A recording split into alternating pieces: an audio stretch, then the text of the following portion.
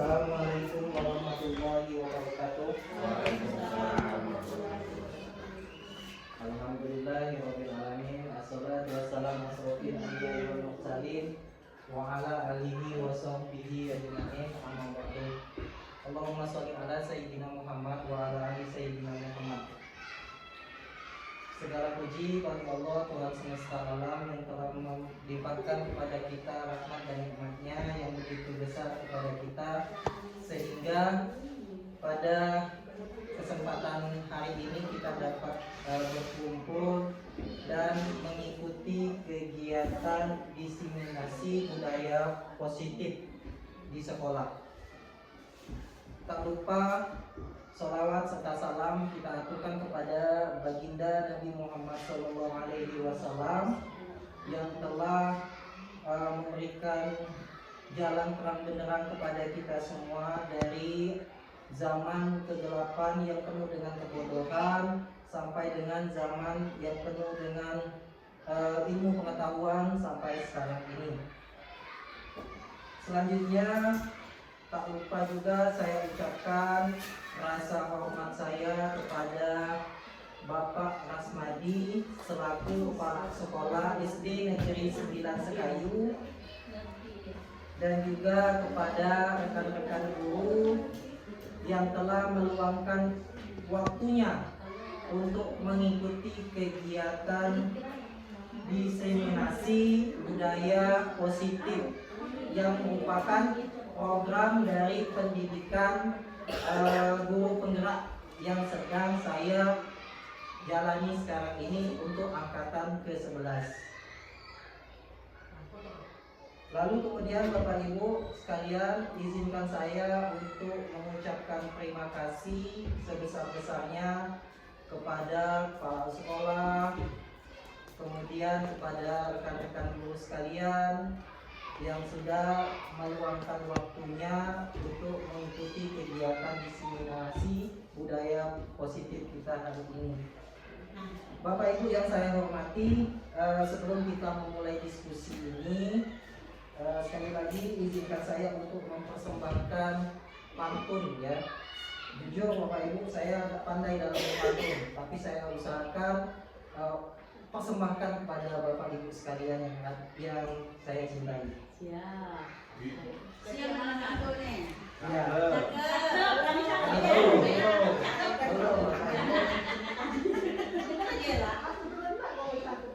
Datang pemburu menangkap titik, buah pepaya enak dikonsumsi. Untuk ibu guru yang paling cantik, izinkan saya untuk memulai presentasi.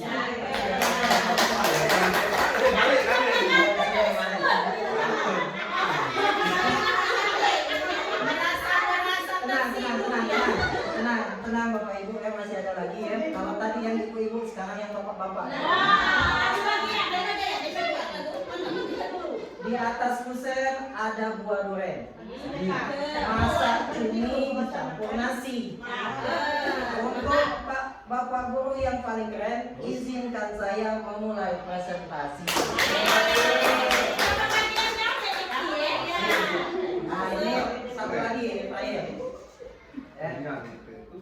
Kalau agak menyinggung sedikit, mohon maaf. Badan gemuk banyak lemak.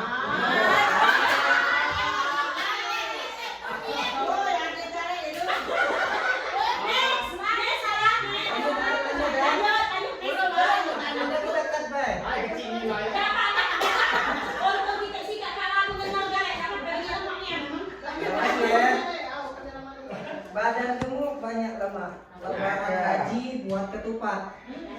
Terima kasih bersedia menyimak. Semoga presentasi ini bermanfaat. Jadi yang banyak lemak yang ke situ. Gak dapat apa untuk yang pada sasaran jadi sendiri. Jadi Bapak Ibu sekalian, di sini saya akan melakukan diseminasi ya, atau sosialisasi tentang budaya positif. Nah, di sini kita akan belajar tentang apa yang dimaksud dengan budaya positif itu.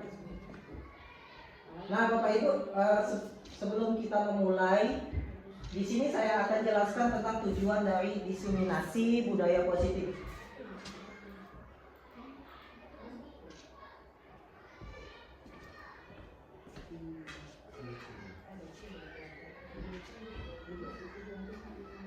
Nah, tujuan dari diseminasi budaya positif kita hari ini, Bapak Ibu, adalah untuk menciptakan dan menumbuhkan budaya positif di sekolah atau kelas sehingga terbentuklah karakter positif pada diri siswa.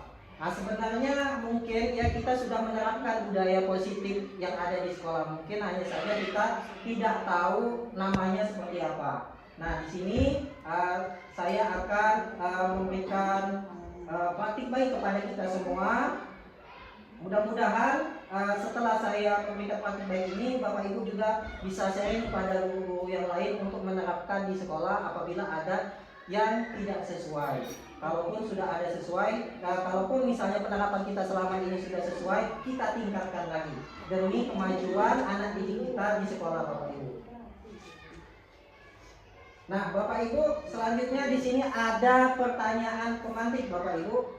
Ada 3 pertanyaan pemantik. Bapak Ibu nanti bisa memberikan jawaban setuju atau tidak setuju, ya, terhadap 3 pertanyaan pemantik ini. Yang pertama, Bapak Ibu, hukuman dapat mendisiplinkan anak. Nah, nanti Bapak Ibu simpan dulu jawabannya, setuju tidak setujunya.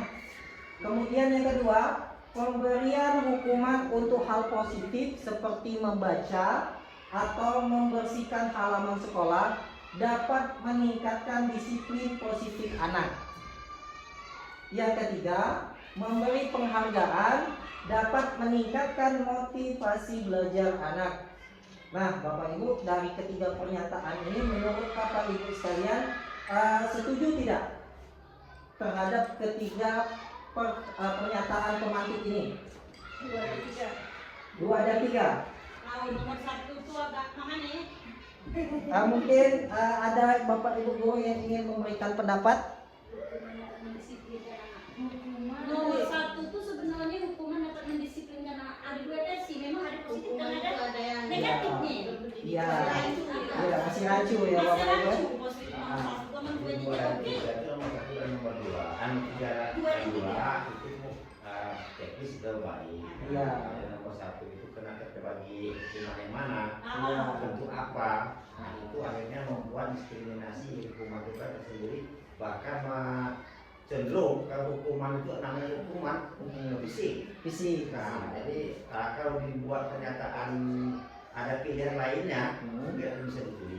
Iya. Kalau itu namanya hukuman umum. Hukuman umum. Nah, Iya. kita tahu. Nah, itu isu-isu, kan? Iya. Iya, benar.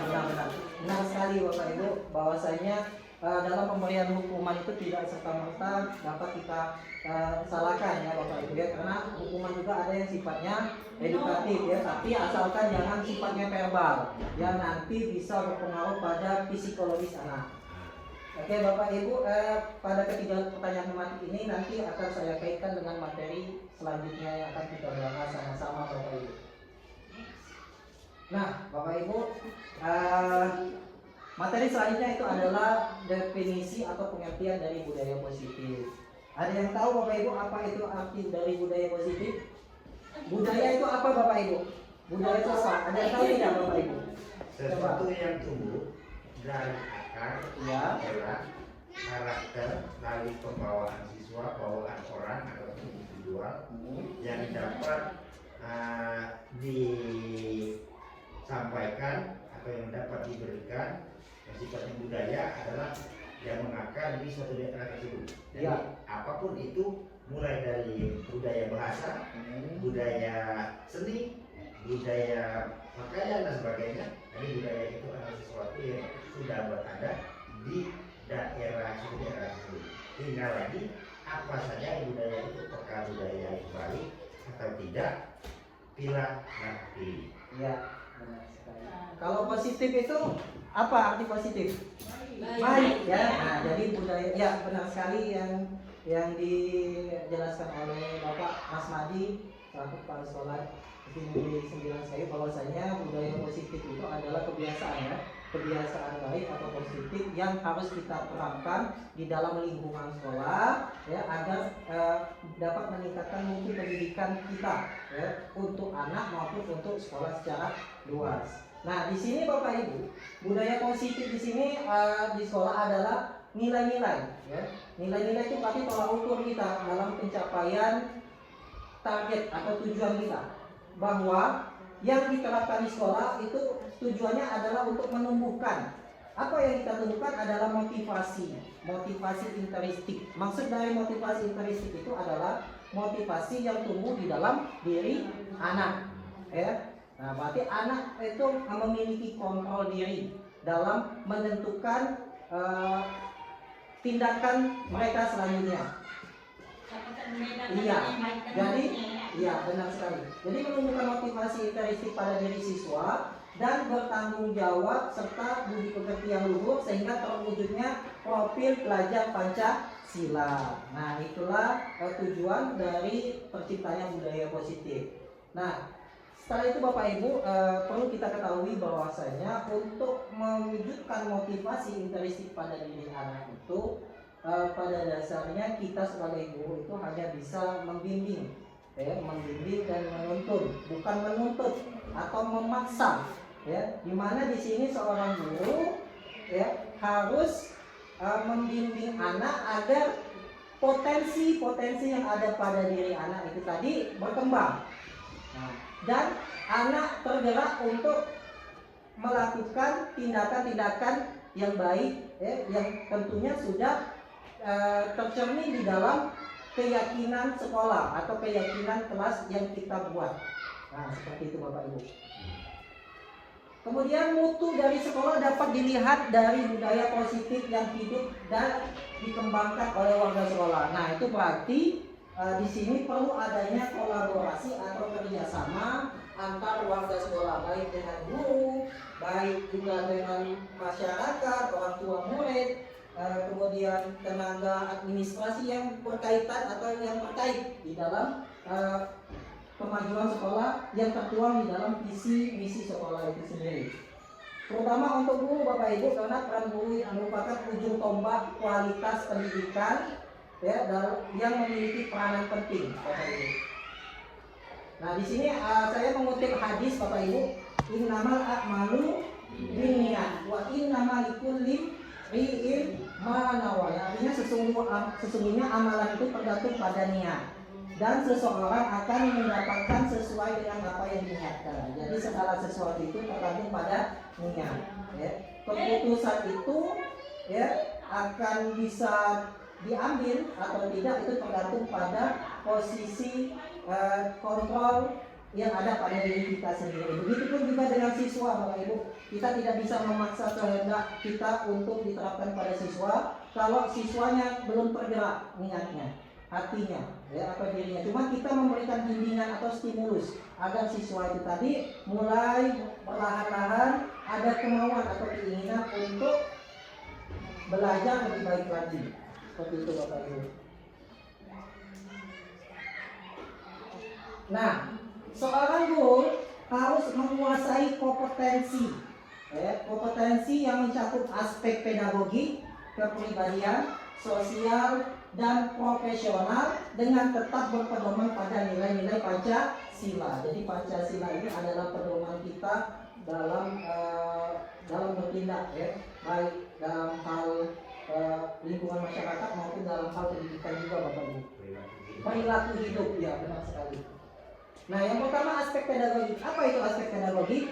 Yaitu kemampuan seorang guru dalam memahami peserta didik, ya, perencanaan dan pelaksanaan pembelajaran, pengembangan peserta didik, dan evaluasi hasil belajar peserta didik untuk mengaktualisasi potensi yang mereka miliki. Misal, mengubah metode pembelajaran dari monoton menjadi lebih segar, menarik, dan atraktif. Nah, ya.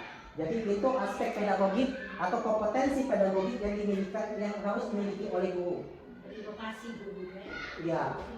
Yang kedua aspek kepribadian. Apa itu aspek kepribadian? Yaitu kemampuan seorang guru yang mencerminkan kepribadian yang mantap, stabil, dewasa, arif, dan wibawa. Karena seorang guru itu adalah role model atau teladan bagi anak didiknya. Jadi kalau gurunya bertindak atau berperilaku yang kurang baik, maka otomatis anaknya juga akan berperilaku buruk. Kalau gurunya baik, insya Allah anaknya juga akan ikut baik. Karena kita sebagai guru adalah contoh, ya, adalah suri teladan. Jadi guru itu penting sekali memiliki kompetensi kepribadian, pedagogi. Ya, kemudian yang selanjutnya adalah aspek sosial.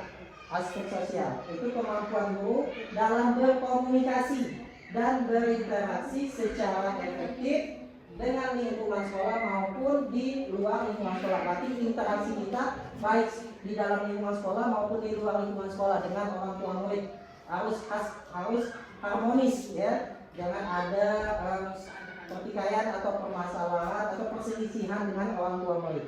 Tapi adanya upaya komunikasi yang lebih baik lagi.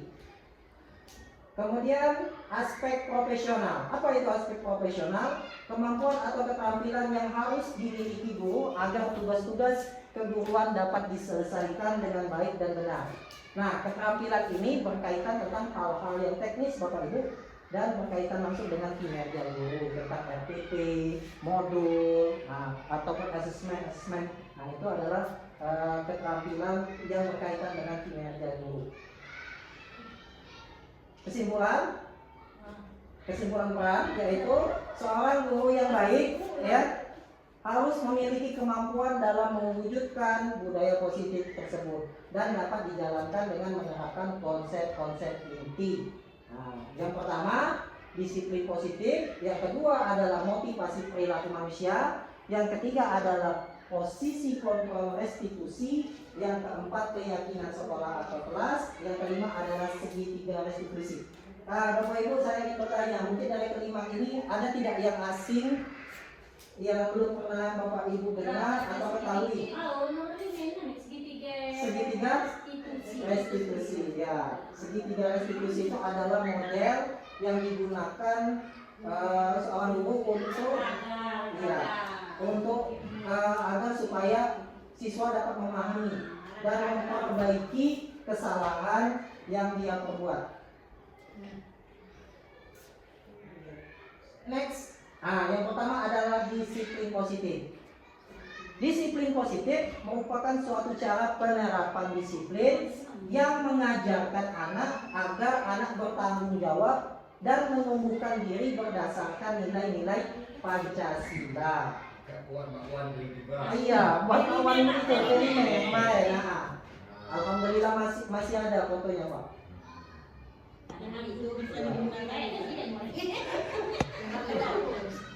Nah, kemudian disiplin positif lebih mengarahkan murid untuk dapat mengontrol diri dalam melakukan segala tindakan, sehingga murid memahami dan menyadari berdasarkan motivasi internal, bukan akibat paksaan, ujian ataupun hukuman. Apa itu contoh penerapannya? Nah, ada 4 contoh penerapan. Yang pertama, guru dan staf sekolah memberikan contoh dengan menunjukkan sikap positif saat berinteraksi dengan siswa, ataupun dengan sesama guru. Yang kedua, membuat aturan yang jelas dan yang terpenting adalah konsisten dalam menjalankan aturan tersebut, dan juga harus diterapkan secara adil. Yang ketiga, memberikan bimbingan positif pada siswa daripada memberikan hukuman, ya. Nah, bimbingan tersebut dengan membantu siswa dalam memahami dampak dari perilaku yang diperbuat dan memberikan cara untuk mengubah. Jadi kita memberikan bimbingan kepada siswa agar siswa terhindar dari hukuman atau melakukan kesalahan. Seperti itu. Tapi sebenarnya nomor 3 itu banyak bersifat hukuman. Nah, itulah yang nanti kita akan pelajari pada materi selanjutnya, Bapak Ibu. Nah, ini motivasi perilaku manusia.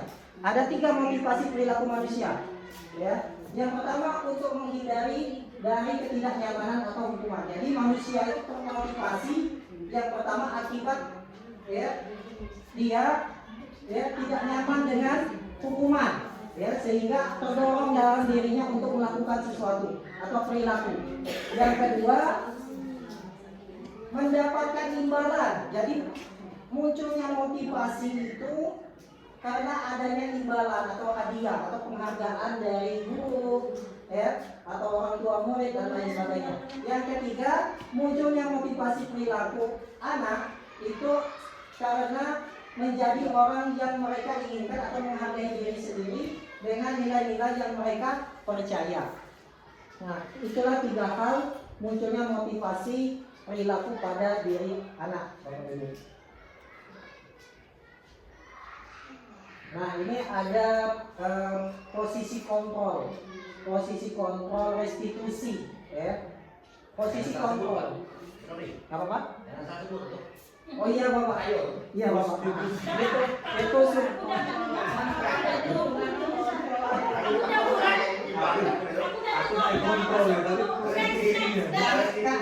harus hati-hati ini boleh kontrol yang terjadi. Prostitusi Pak.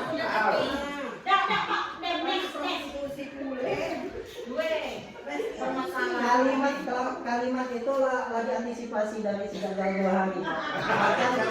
Sebelum mulai sosialisasi sering belajar mengucapkan kalimat kontrol. Next. Oke, lanjut. Nah, posisi kontrol restitusi ada 5 posisi kontrolnya. Yang pertama adalah guru sebagai penghukum, 2 adalah guru sebagai pembuat merasa bersalah, yang ketiga guru sebagai teman, yang keempat guru sebagai pemantau, dan yang kelima adalah guru sebagai manajer. Nah Bapak Ibu, kira-kira dari kelima posisi kontrol ini, yang mana yang kira-kira yang sering kita terapkan dari kelima ini? Ideal. Sebagai teman? Iyalah. Kenapa Ibu Emma? Alasan itu karena anak-anak itu kan diajak bermain, Iya. itu kan merupakan suatu teman. Oke. Walaupun agak mengias Ibu Emma Kak, tapi Ibu Emma kan masih ada kontrol temannya. Jadi supaya nanti rasa takut gitu. Karena mengias itu buat dibawa suatu guru tuh biar dia tuh menghargai baik. Benar Bukan sekali. Tapi kenyataan Bu Emma itu nomor 1. Ya, Praktek di lapangan. Ibu Rima, dari kelima posisi kontrol ini yang mana Ibu Rima yang lebih mendominasi? Oh manajer. Pak ini Nomor 3. Nomor 3. Kenapa Ibu Rima? Sama berarti dengan Ibu Emma? Sama karena besti atau ideologi Ibu Rima? Oh ideologi Ibu Rima. dia mau ikut-ikutan, dia memang pemikiran tersendiri, inovasi dia. Berarti guru yang inovatif. Itu termasuk kompetisi apa? Kemampuan dalam pedagogi itu. Nah, kenapa Ibu Rima pilih 3 Ibu Rima? Alasannya jika siswa kita menganggap kita teman, saat belajar itu mereka bisa mengeluarkan pendapat mereka, ide-ide itu secara leluasa. Tidak ada rasa takut, tidak ada rasa cemas. Oh, jadi tidak ada rasa canggung ya Bu ya? Tegang dalam kelas itu. Mungkin ada lagi Ibu Mega? Dari kelima posisi kontrol ini mana yang kira-kira yang sering Ibu terapkan atau yang ingin Ibu terapkan ke depan? Tapi jangan pilih nomor 2, please. Jangan tapi please aku. Nomor 5 sebagai manajer. Biasanya mengarahkan kan? Mengarahkan. Kalau untuk nomor 3 itu sudah saya gunakan. Sudah saya. Oh, berarti yang selanjutnya ingin berperan sebagai manajer. Oke,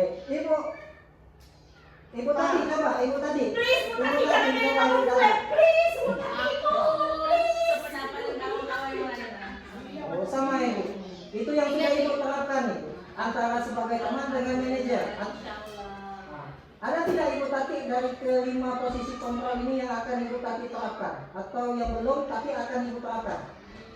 Sepertinya sudah diterapkan sedikit-sedikit. Wow, Step by step ya. berarti tidak diragukan lagi kemampuan Ibu Tati kalau lima-limanya sudah Ibu terapkan. Aku mau Guru aja makan garam.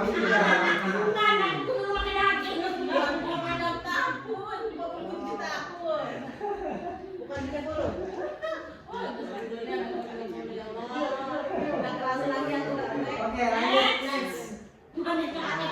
Oke, di sini akan dijelaskan lebih rinci ya. Yang pertama, guru sebagai penghukum. Ya. Nah, posisi pertama adalah penghukum, di mana guru menggunakan hukuman fisik maupun verbal untuk mengontrol siswa.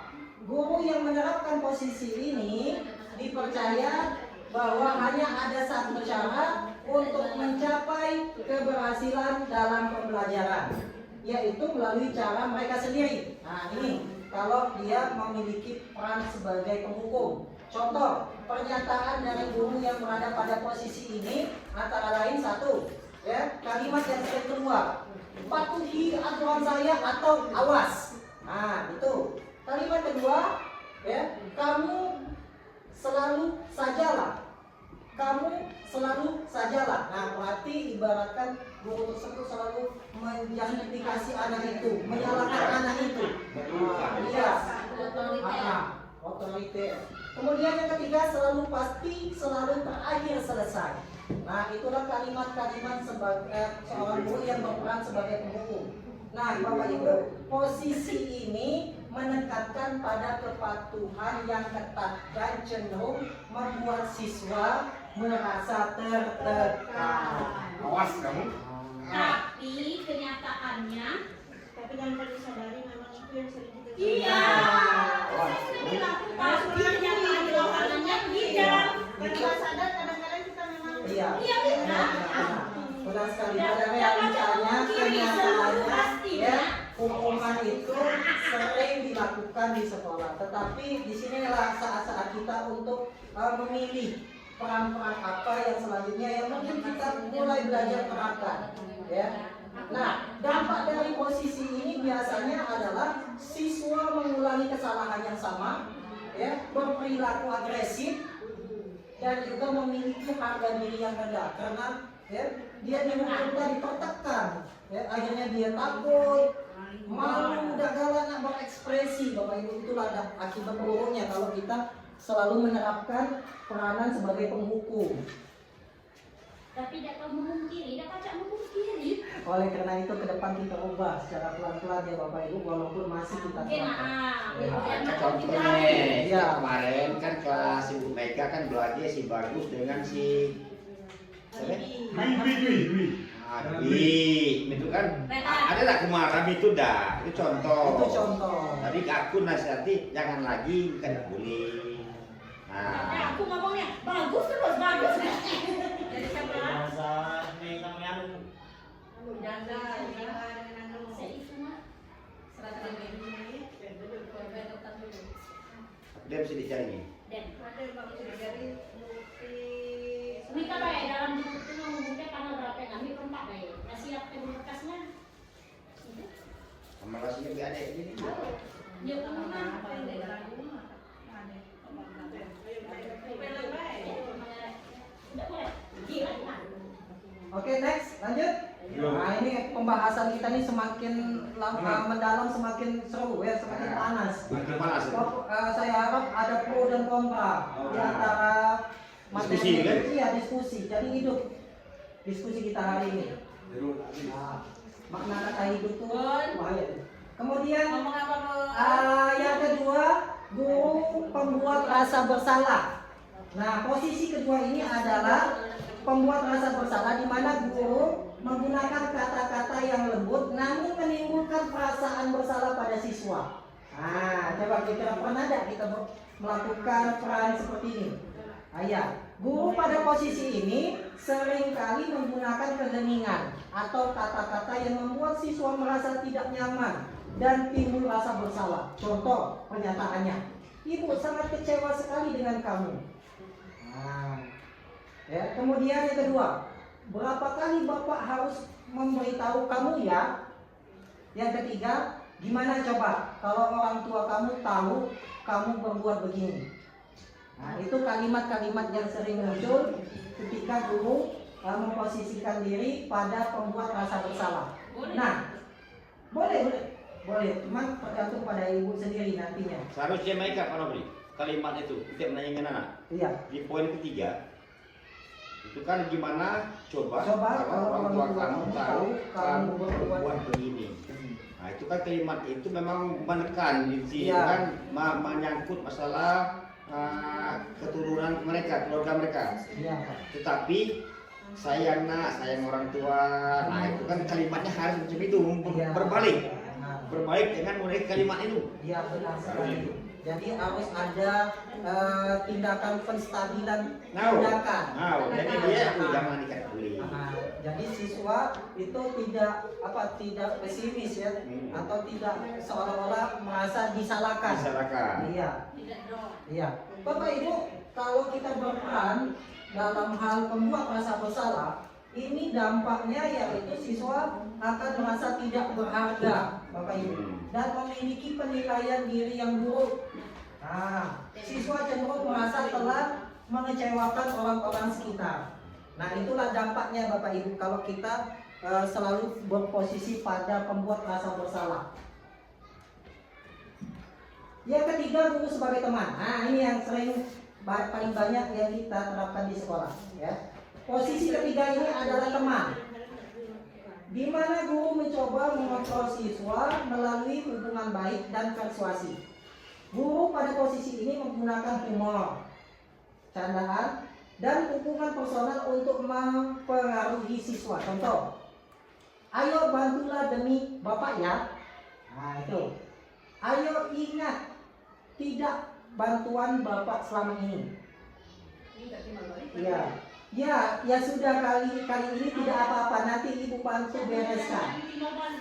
Nah, jadi kalimatnya seolah-olah kita itu seperti teman ya. Tapi teman seperti mana sih? Nah, itulah yang sering mungkin ya yang banyak terucap dalam ucapan guru selama ini. Nah, Bapak Ibu, posisi ini memiliki sisi positif dan negatifnya, Bapak Ibu. Posisi positifnya adalah hubungan baik yang terjalin antara guru dan siswa, benar sekali, ya. Akan tetapi negatifnya Bapak Ibu, ketergantungan siswa pada guru tersebut. Nah, siswa mungkin merasa kecewa jika guru tidak selalu membantu, dan ini dapat menghambat kemandirian siswa. Nah, itu dampak negatifnya kalau kita selalu memposisikan sebagai teman, Bapak Ibu.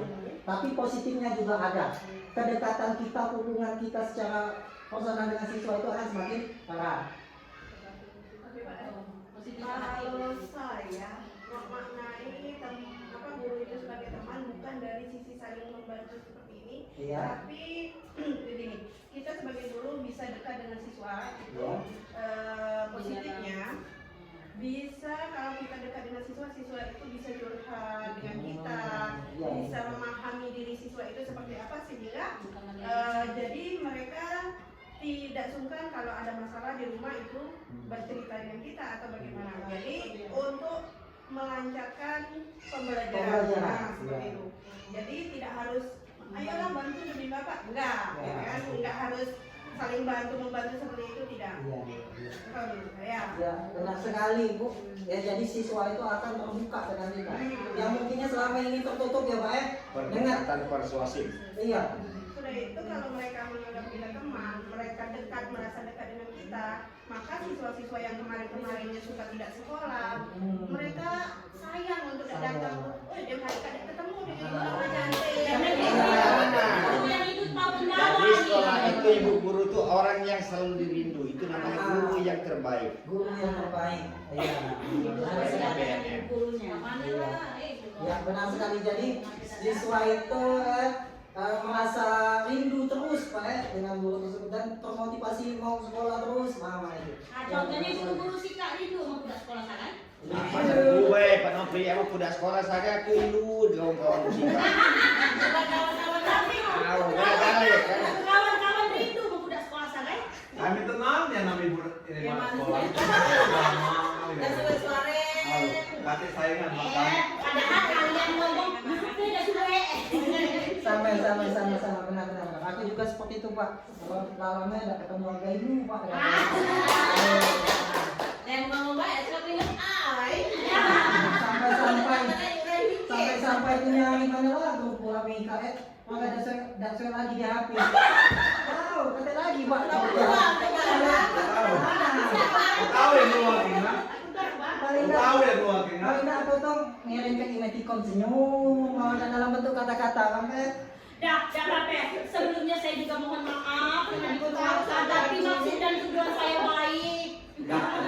Maksudku tuh nih Kak, walaupun itu budak, chat pribadi baik. Nah, Japri jangan ikut Japri. Kalau Japri baik, tidak tetap kawan. karena itu privasi ya Pak.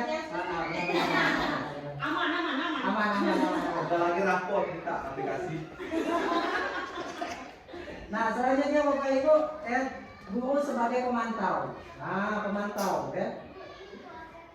Masuk ke dalam. Apa itu guru sebagai pemantau? Di mana guru bertindak sebagai pengawas. Ya, sebagai pengawas Mas Tiga, dulu. yang menggunakan peraturan Masuk ke dalam. dan konsekuensi untuk mengontrol siswa. Guru pada posisi ini Bapak Ibu fokus pada penerapan atau aturan dan pemisahan hubungan antara personal dan siswa. Pertanyaan yang sering diajukan oleh guru pada posisi ini adalah, yang pertama adalah peraturannya apa? Yang kedua, apa yang telah kamu lakukan? Nah, itu pertanyaan yang sering keluar. Nah, pada posisi ini Bapak Guru ya menekankan pada tanggung jawab siswa terhadap peraturan yang ada. Namun mungkin kurang memberikan dukungan personal yang diperlukan siswa untuk berkembang. Itu kekurangannya kalau kita memposisikan diri sebagai pemantau. Selanjutnya guru sebagai manajer. Posisi terakhir adalah sebagai manajer. Apa itu peran guru sebagai manajer? Manajer di sini adalah di mana guru berkolaborasi dengan siswa untuk menemukan solusi atas permasalahan dan mendorong tanggung jawab pribadi. Guru pada posisi ini memadukan keterampilan dari posisi teman dan pemantau. Nah, pernyataan dari guru di posisi ini seringkali berupa yang pertama, apa yang kita yakini. Nah, ini mengacu pada keyakinan kelas Bapak Ibu yang kita buat di kelas. Yang kedua, apakah kamu meyakininya? Yang ketiga, jika kamu meyakininya, apakah kamu bersedia untuk memperbaikinya? Dan kemudian yang keempat, apa rencana kamu untuk memperbaiki hal ini? Nah, Bapak Ibu, pada posisi manajer ini tujuannya adalah untuk membimbing siswa agar menjadi individu yang lebih mandiri dan bertanggung jawab. Nah, guru pada posisi ini tidak hanya mengatur perilaku siswa, tetapi juga membantu siswa untuk mengatur dirinya sendiri. Nah, posisi ini dianggap posisi yang paling ideal gitu, ya, karena mengarah pada pembentukan karakter siswa yang merdeka dan bertanggung jawab. Iya. Nah, jadi dari kelima posisi kontrol itu Bapak Ibu, kira-kira menurut Bapak Ibu mana yang paling tepat, paling bagus, ya, yang akan Ibu terapkan, atau ya kalau Ibu sudah menerapkan bisa Ibu ajarkan kepada teman-teman guru yang lain? Mana Bapak Ibu? Dari 5 posisi kontrol yang sudah kita jelaskan, yang kita pelajari tadi Bapak Ibu. Nah, yang ini Bapak Ibu. Sebagai penghukum kah? Sebagai pembuat rasa bersalah kah? Sebagai teman kah? Sebagai pemantau kah? Atau guru sebagai manajer? Dari kelima posisi ini. Fokus. Jangan baik Pak, not yang nomor 2. Iya. Kalau syarat satu itu bisa dimaklumi. Tahu, Kenapa? satu itu tahu. Karena sifatnya hukum tadi terbagi 2 versi, satu hukum verbal, hukum fisik kan. Jadi tergantung pada situasi dan kondisi. Iya. Tapi kalau yang nomor 2 dipakai semuanya itu nomor 2 itu bukan tipe seorang guru. Ya. Karena guru pembuat masalah, artinya guru tersebut tidak mencerminkan kepribadian yang positif di depan anaknya. Iya. Seperti maaf baik, tidak sikapkan Pak Novi dah tahu dah hidup di lingkungan nikah. Iya. Di lingkungan nikah anak-anak mau sikap broken kali. Iya. 90% tentunya broken. Jadi kita nak membangkitkan rasa belajar pada anak itu tidak mudah. Karena mereka sudah terkontaminasi dengan perbuatan orang tua. Iya. Nah, jadi sebagai menghukum oke lah, mungkin di rumah mereka dihukum. Iya. Tapi kita dihukum sekolah ini sifatnya bukan perbuatan fisik, Iya. tapi hukuman kita berupa yang positif dan mengarahkan. Dan mendidik Pak ya. Dan mendidik. Iya, benar. Nah, jadi yang jangan dipakai di sekolah adalah nomor 2. Nomor 2 ya Pak ya, membuat merasa bersalah. Guru sebagai pembuat merasa bersalah. Artinya di situ karena guru tadi ditakutkan oleh siswa. Guru gak datang, rengah mati.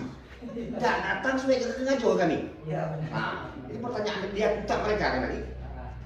Tadi guru sebagai sumber masalah, artinya guru tersebut tidak menguasai ilmu yang dia miliki, pedagogiknya tidak ada. Iya, benar sekali. Bapak, penjelasannya benar sekali Bapak. Nah dari kelima posisi kontrol ini Bapak, mungkin ada yang menurut Bapak yang paling bagus kenapa Bapak? Yang paling bagus adalah guru dari 3, 4, dan 5. 4 dan 5. Nah, 3, 4, dan 5. Semuanya bagus. Jadi guru sebagai teman memang harus, karena guru adalah orang tua, Iya. sekaligus teman, sekaligus tempat mencurahkan isi hati, Iya. juga sekaligus tempat belajar. Selanjutnya guru sebagai pemantau, mengontrol mereka, mengarahkan mereka, serta memberikan penjelasan apabila itu salah, merevisi kinerja mereka, menilai mereka. Selanjutnya guru sebagai manajer, guru memberikan ilmu, mentransfer ilmu yang baik dan membuat karya yang telitnya. Itu dari 2, 3, 4, dan 5. Jadi 3, 4, dan 5. Mungkin guru-guru yang lain juga ingin berpendapat dari kelima posisi ini mana yang menurut Bapak Ibu paling pas. Untuk ibu, Untuk Bapak Ibu. kalau ku jelas aku nomor 5 ya, itu. Kalau Aku kepala sekolah. kalau Kalau kepala sekolah nomor 5 sepakat aja. kalau ku sebagai manajer bersalah ya. Kesalahan kamu ku balik ngatur itu. Iya, iya. Jadi kan, ya posisi manajer tadi kan gabungan antara Keseluruhan. Iya, antara teman, ya. 3 dan 5. Iya, 3 dan 5 ya. 3 dan 5 dianggap ideal ya karena mengarahkan kebutuhan calon siswa. Iya, benar sekali. Posisi ini ya tidak hanya sebagai teman juga sebagai pemantau ya. Nah, gabungan. Gabungan ada 3, yang 3, 4 tadi manajer. Oke. Selanjutnya Bapak Ibu, implementasi dan dampak 5 posisi kontrol guru. Nah, Bapak Ibu, ini mungkin kesimpulan ya, Bapak Ibu, dari posisi kontrol guru tadi. Implementasi kelima posisi kontrol ini memiliki dampak yang berbeda-beda pada perkembangan siswa. Yang pertama, posisi penghukum. Nah, posisi penghukum dan pembuat rasa bersalah cenderung menciptakan lingkungan belajar yang negatif, di mana siswa merasa tertekan dan tidak dihargai. Yang kedua, posisi teman dan pemantau memberikan dukungan lebih, namun mungkin kurang efektif dalam membangun kemandirian siswa secara menyeluruh. Yang kelima, posisi manajer. Nah, posisi manajer ini dianggap paling efektif. Kenapa? Karena melibatkan siswa dalam proses pengambilan keputusan dan mendorong mereka untuk bertanggung jawab atas tindakan mereka sendiri. Nah, penerapan posisi manajer juga memerlukan keterampilan guru dalam mendengarkan dan memahami kebutuhan siswa, serta kemampuan untuk membimbing siswa dalam menemukan solusi atas masalah mereka. Hal ini dapat menciptakan lingkungan belajar yang positif, nyaman, aman, di mana siswa merasa dihargai dan didukung dalam proses belajar mereka. Jadi posisi kelima kontrol guru ini yang paling bagus adalah posisi manajer. Ya, Bapak Ibu. Next. Keyakinan sekolah atau kelas. Apa itu keyakinan sekolah atau kelas? Mungkin Bapak Ibu ingin menjelaskan atau berpendapat tentang apa yang dimaksud dengan keyakinan sekolah atau kelas. Ibu Rita ingin berpendapat, Ibu Rita, tentang keyakinan kelas atau sekolah atau keyakinan di dalam kelasnya yang mungkin selama ini Ibu Rita sudah terapkan. Kelas itu peraturan yang sudah disepakati oleh kita semua dan bisa kita terapkan kepada siswa kita. Oke, jadi peraturan yang sudah kita tetapkan bersama dengan siswa ya, dan kita terapkan. Oke. Mungkin ada lagi Pak Kosta? Apa yang dimaksud dengan keyakinan sekolah atau kelas? Pak Kosta mungkin bisa berpendapat. Kalau saya, kalau keyakinan sekolah atau kelas itu cenderung ke kesepakatan antara guru dan siswa adalah peraturan di dalam kelas. Contohnya misalnya masalah piket, masalah kerapian, terus masalah tanggung jawab di dalam kelas masing-masing. Oke, benar sekali ya. Jadi Bapak Ibu, keyakinan sekolah atau kelas ini adalah aspek penting dalam pendidikan yang sering kali dapat mempengaruhi prestasi, prestasi dan perkembangan siswa. Keyakinan ini mencakup pandangan, sikap, dan keyakinan yang dimiliki siswa terhadap kemampuan mereka dalam belajar dan mencapai tujuan akademik. Yang pertama yaitu guru berperan dalam mewujudkan terbentuknya keyakinan sekolah atau kelas dengan adanya kesepakatan antara guru dan murid. Benar sekali yang disampaikan oleh Bapak Kosta tadi. Yang kedua, keyakinan sekolah atau kelas berupa pernyataan universal dan positif yang mudah diingat.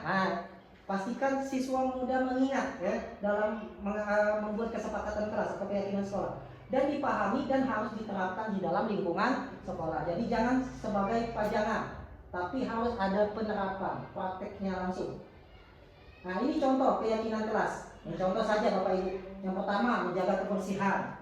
Nah, ini sudah kita terapkan secara tidak langsung, cuman mungkin kita nggak tahu namanya, ya. Kemudian, nah itu berarti sudah bagus Pak, sudah bagus Pak.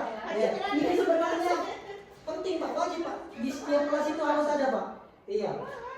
Dan keyakinan ini sebagusnya siswa yang membuat. Mereka bukan guru, kemudian mengambil keputusan bersama. Iya. Menyepakati bersama. Yang kedua, menjaga barang milik sendiri sekolah dan orang lain. Senantiasa saling membantu, berkomitmen terhadap setiap tugas dan menghormati orang lain. Nah, ini contoh dari keyakinan kelas yang dibuat. Ya, mungkin ada versi-versi yang lain juga ada Pak. Akhirnya Pak Nopri, aku bukan ada kesayangan tetapi aku mengadakan penilaian yang objektif di antar kelas. Iya. Cuma dicari rasio ke kelas berapa, strategi kok yang harus dijadikan sebagai sampel. Itu penilaian itu objektif. Semua yang ada di kelas, mulai dari kebersihan, semua alat-alat belajar.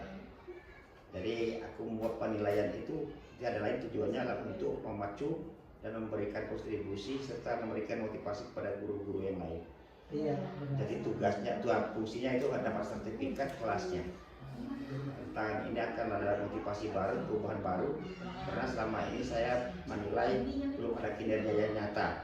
Tapi sekarang sudah banyak perubahan-perubahan yang harus saya berikan penghargaan kepada guru yang telah berubah. Iya, benar sekali Pak. Jadi itu motivasi untuk guru-guru kita ya Pak ya, dengan memberikan rewards ya atau ucapan selamat seperti itu. Ya benar sekali Pak. Saya juga setuju Pak dengan apa yang Bapak lakukan. Mudah-mudahan ya Pak ya, tidak hanya guru SD 9 tapi guru-guru yang lain yang ada di Sekayu ini juga memiliki kemampuan atau inovatif ya dalam menciptakan keyakinan kelas antara guru dengan siswa.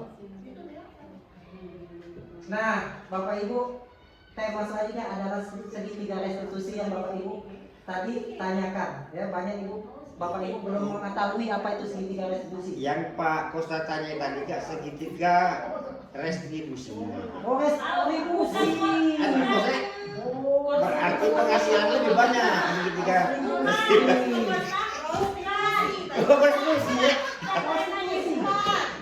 Lagu restribusi berarti ngabis.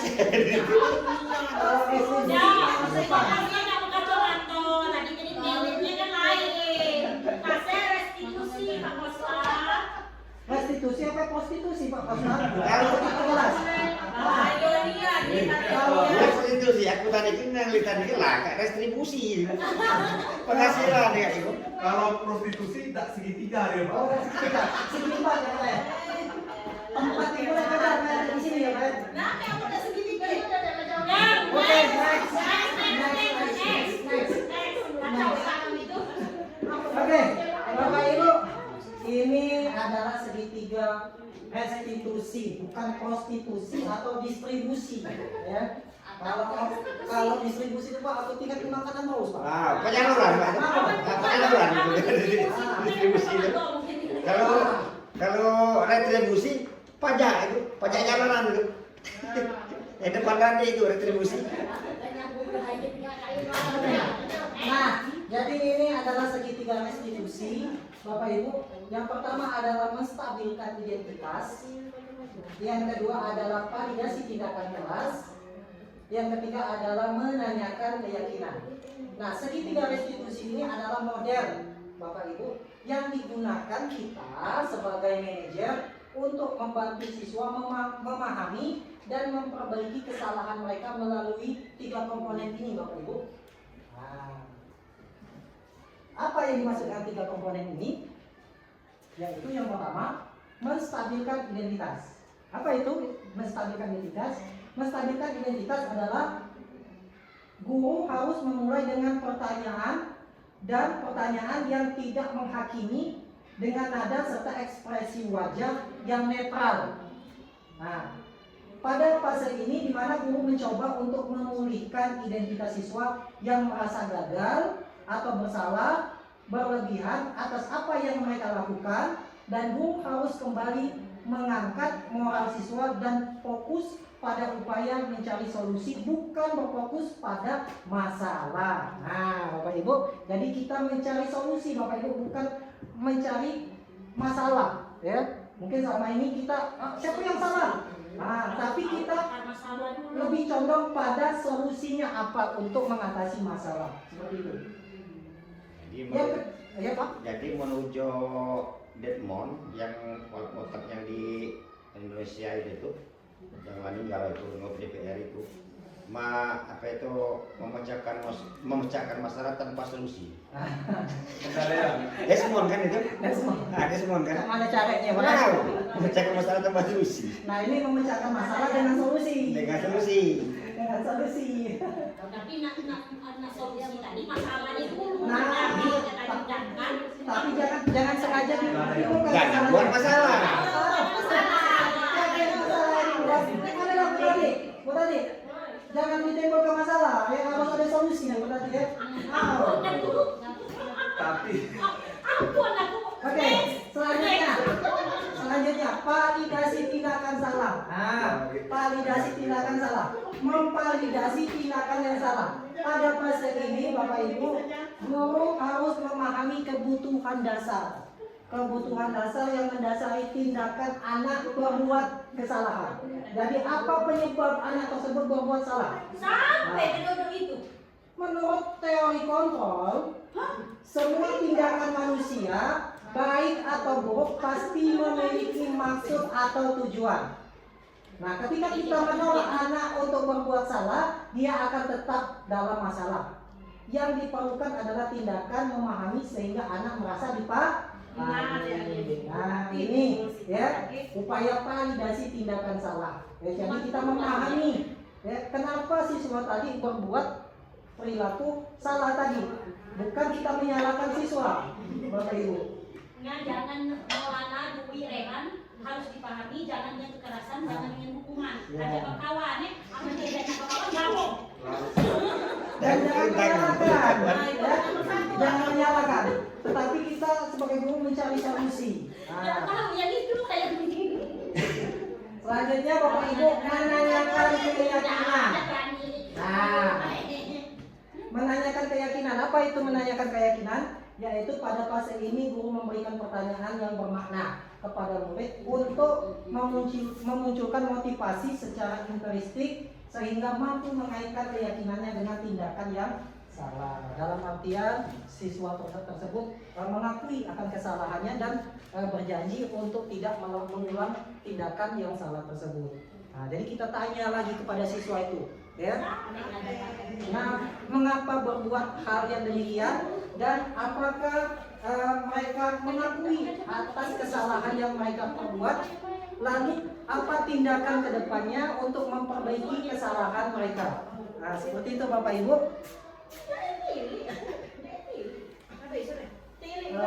Next.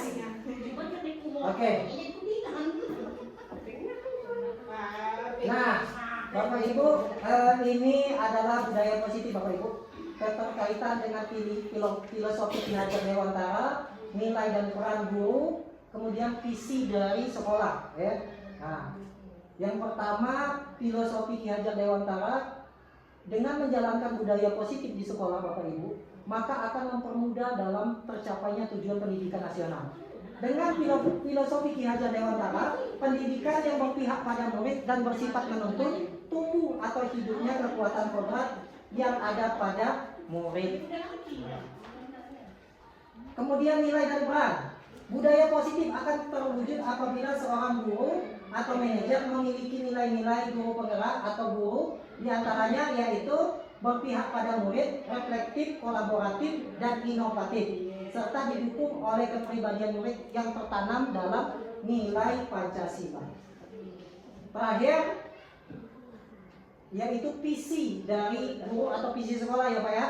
Nah, terwujudnya budaya positif yang nyaman, aman, dan berpihak kepada murid merupakan salah satu perubahan yang diinginkan sesuai dengan visi sekolah atau guru yang berlandaskan pada filosofi Ki Hajar Dewantara dan profil pelajar Pancasila. Ya.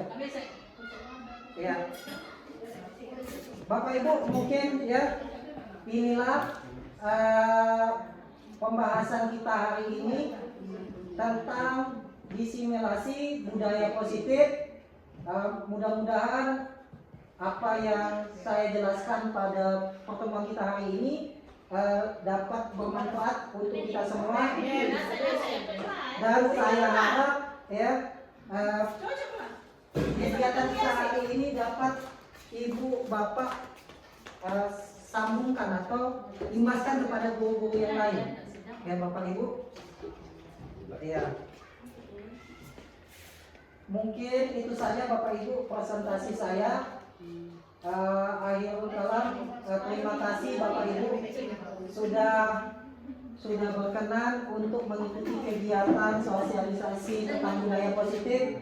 Mudah-mudahan ke depan sekolah kita akan semakin maju, semakin berkembang, ya, dan dikenal lebih luas, ya. Tidak hanya dalam lingkungan masyarakat tempat sekolah, tapi juga di lingkungan-lingkungan yang lebih jauh lagi, Bapak Ibu. Amin. Amin ya robbal. Pertanyaan Pak Nurki. Oh mungkin ya. Ada apa?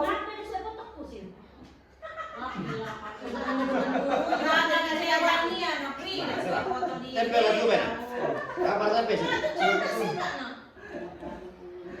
Kalau kita jawab ya. Benar sekali. Kata Pak Ustaz tadi mungkin ada yang ingin bertanya dari pembahasan materi kita hari ini. Silakan Bapak Ibu. Ada yang bertanya tak? Apakah sudah mengerti semua penjelasan itu? Iya. Apakah ada ganjalan di hati dan bagaimana ada solusi ataupun ada pencerahan lain dalam mengambil suatu tindakan? Bagi kelas, silakan itu. Iya Pak Ustaz. Mungkin yang harus tanyakan sedikit tentang materi hari ini Pak Nurki. Mungkin apa tantangan misalnya untuk tantangan yang mungkin dihadapi dalam menciptakan budaya positif penerapannya di sekolah? Tantangan apa saja mungkin? Ya. Karena di setiap sekolah mempunyai tantangan yang berbeda-beda. Ada tantangan tersendiri setiap sekolah. Ya, mungkin saja Pak. Ada kesulitan tersendiri. Macam perang itu kan mungkin budak-budaknya budak rumahan. Iya. Jadi dia mungkin begindang. Macam di sini kan budaknya ngebolang. Kalau saya tentang tantangan ya banyak Pak, mungkin di satu sisi letak geografis sekolah kita Pak, itu juga merupakan tantangan yang agak menjadikan hal yang perlu kita atasi bersama Pak. Kemudian orang tua siswa Pak, yang kadang tidak serta-merta mendukung visi misi sekolah Pak. Nah, itu Pak tantangannya. Nah, jadi kalau ditanya tentang tantangan ya kita harus memberikan ya sosialisasi kepada orang tua murid atau melalui rapat murid menjelaskan Bapak ya tentang pentingnya penerapan budaya positif itu dalam aspek orang tua ya. Nah, tentang letak geografis. Nah, ini Bapak ya. letak geografis itu yang mungkin juga menjadi penghambat Bapak ya. Dan juga banyak guru-guru itu mengeluhkan karena sekolahnya terpencil, sarana prasarananya sulit ya. Nah, emosi. iya. Bunyi harus kuat. Iya. Nah, sementara bunyi kuat-kuat gak boleh. Nah, kalau letak geografis itu Bapak ya mungkin kita upayakan, kita usahakan Bapak ya. Yang ibaratkan sulit untuk diadakan, kita upayakan untuk diadakan walaupun prosesnya agak lama seperti itu Bapak ya. Nah, itu letak geografis. Mungkin ada guru yang lain ingin memberikan masukan atau tanggapan dari atau juga jawaban dari pertanyaan dari Bapak Kosta. Mungkin Sekolah mungkin dari letak geografis, mungkin dari latar belakang, latar belakang ya. Faktor internal keluarga. Nah, mungkin. Iya. Jelas faktor utama faktor internal.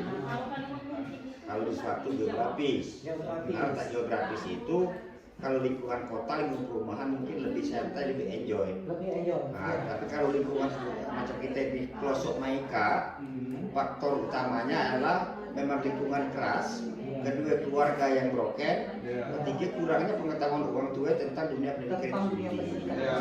Itu pasti kontrol yang harus kita hadapi di suatu daerah kayak utama kan. Kalau daerah kota, enjoy dia baik dia. Sekalipun banyak tukang beca, banyak ojek, tapi mereka tahu karena mereka bersaing, berkompetisi tentang kehidupan. Kalau kita ikat, kontrol mereka lah kurang, kemudian keluarga lah broken, budak pun juga kurangnya motivasi orang tua. Karena akibat dari broken yang tua tadi. Apalagi dulu nenek tadi pasti kasih ini cocoknya. Nah dari itu kita lewat kasih nenek tadi kan lebih kali-kali akhirnya anak cucu kan tidak dapat anak maju lali. Akhirnya apa yang harus kita hadapi? Dilema bagi kita karena keluarga mereka lah yang sangat menentukan. Makanya setiap kali kita membahas tentang pendidikan tidak akan pernah habis apabila kontrol keluarga tidak berperan di situ. Ya benar sekali. Benar sekali Pak. Saya juga setuju dengan penjelasan Bapak ya bahwasanya ya itulah faktornya ya, tantangan yang harus kita hadapi. Nah tinggal lagi bagaimana cara mencari solusinya ya kan? Solusinya di sekolah itu solusinya. Nah untuk mencari solusi itu harus ada kesepakatan bersama. Dan kata ya Pak ya, kita ngambil apa ya, tindakan sendiri atau mengambil keputusan sendiri tanpa ada kesepakatan. Contoh lagi Pak Nopri, Iya. Pak Nopri kan pada tahun 2 tahun sekarang. Iya. Pak Nopri mungkin lebih tahu. Aku di Sika belum pernah ditantang oleh wali murid. Iya benar. Nah, 4 tahun di Sika. Iya. Ngapain? Aku sebelum mengambil keputusan pribadi, aku panggil dulu siswanya. Setelah itu panggil guru kelasnya. Terakhir panggil wali muridnya. Iya. Nah, anak kamu Mika, laporan wali kelas. Tanya di anak kamu si lain. Akhirnya wali murid mengerti dan memahami kejadian-kejadian sebenarnya. Iya. Nah, makanya kepala sekolah tadi bekerja sama antara dengan guru dengan siswa, kepala sekolah dengan wali murid, guru dengan wali murid. Iya. Makanya buatlah grup-grup tadi supaya dipahami orang tuanya. Iya. Itulah Pak. Kontrolnya. Kenapa perlu guru itu punya kompetensi sosial tadi Pak? Nah, Nah, dan juga kepribadian Pak. kepribadian. Iya, dengan adanya 2 kompetensi tadi, insya Allah Pak ya, kita yakin Pak warga masyarakat kita yang ada di sini atau dimanapun pasti mengerti lah, ya. Tidak ada suuzon terhadap sekolah ya Pak ya. Nah itulah ya Bapak Ibu. Mungkin ada lagi Bapak Ibu yang ingin Bapak Ibu tambahkan jawaban dari Pak Kosta atau mungkin ada yang ingin bertanya? Iya pertanyaan lain, Ibu Tati. Mungkin ada yang ingin ditanyakan? Cukup ya Bapak Ibu. Udah suwe sekali, udah motor udah suwe. Oh kalau itu takdir. Disiplin itu bukan guru Tergantung bukan. dengan amal dan perbuatan. Iya, tergantung dengan amal Itu dan Bapak, semua pertanyaan itu tolong dipertimbangkan. Kenapa foto saya nggak ada? Iya benar sekali. Bisa tanya? Satu lagi Pak, yang pastinya Pak, saya ingin sampaikan kepada ibu-ibu, bapak guru di sini, bahwasanya kalau ada siswa yang bermasalah, ya jangan kita selesaikan masalah mereka di depan teman-temannya. Kita harus sifatnya personal dengan mereka, ya kita lakukan pengentasan masalah itu dengan tiga segitiga restitusi, tiga metode, yaitu yang pertama penstabilan tindakan, validasi, dan menanyakan keyakinan. Insya Allah kalau kita terapkan itu, ya, anak didik kita tidak akan lagi membuat masalah, ya. Dan jangan sekali tadi kita gunakan peran sebagai penghukum, tapi yang sifatnya verbal, ya Pak, ya. Nanti kalau yang sifatnya edukatif nggak apa-apa, ya. Ya. Dan upayakan peran kita selanjutnya itu sebagai manajer, ya, Bapak Ibu, ya. Nah, mungkin itu saja yang ingin saya sampaikan kepada Bapak Ibu sekalian. Ya, sekali lagi saya ucapkan terima kasih banyak kepada Bapak Ibu sudah ingin meluangkan waktunya hadir untuk mengikuti kegiatan diseminasi budaya positif. Mudah-mudahan ini semua adalah akan menjadi tonggak awal perubahan kita untuk menjadi sekolah yang lebih maju. Jangan dilihat karena kita dekat musi, ya, letak geografisnya yang mendukung, tetapi di balik itu sebenarnya, ya, ada kekuatan-kekuatan yang ada pada sekolah kita untuk lebih maju lagi. Kami walaupun pengen musik, guru kami kreatif, inovatif, Nah. dan kami pula nang raju, kami Iya. pacak, bukan pacak, kami pacak. Iya, setuju sekali. Karena banyak Pak sekolah-sekolah yang terpencil ternyata maju Pak. Nah, kita contoh mereka itu. Baik, terima kasih. Itu saja Bapak Ibu. Itu saja Bapak Ibu hasil dari sosialisasi kita hari ini. Mudah-mudahan bermanfaat bagi kita semua. Akhirul kalam, wabillahi taufiq wal hidayah. Wassalamualaikum warahmatullahi wabarakatuh. Waalaikumsalam. Demikian saja baru saja kita dengarkan, yaitu sosialisasi tentang budaya positif di sekolah. Saya selaku pimpinan mengucapkan terima kasih bersama kepala sekolah dan rekan-rekan guru kepada Pak Nopri yang telah memilih Negeri 9 sebagai tempat sosialisasi diseminasi masalah budaya positif di sekolah. Mudah-mudahan apa yang saya sampaikan ini sangat bermanfaat dari 5 kategori tadi yang sangat penting. Semuanya penting, tidak ada yang penting di situ, tapi kita harus mengintrospeksi diri, yang harus kita pahami dulu diri kita. Juga dari yang hasil yang 5 tadi, mana yang lebih efektif diterapkan di sekolah kita. Nah, karena apa? Karena dengan adanya penambahan wawasan tadi, mungkin sedikit berubah mindset kita ke depan. Nah, kalau selama ini kita hanya menonton seperti ini saja, tapi dengan bertambah 5 poin tadi, maka bertambah pula mindset kita dan wawasan kita ke depan dalam menjadi anak kita yang lebih baik lagi. Jadi terima kasih kepada Pak Nopri, juga rekan-rekan guru, ambil hikmah, ambil baiknya, dan semuanya tidak ada yang tidak baik, di situ baik semua. Tinggal lagi implementasinya tergantung pada individu guru masing-masing.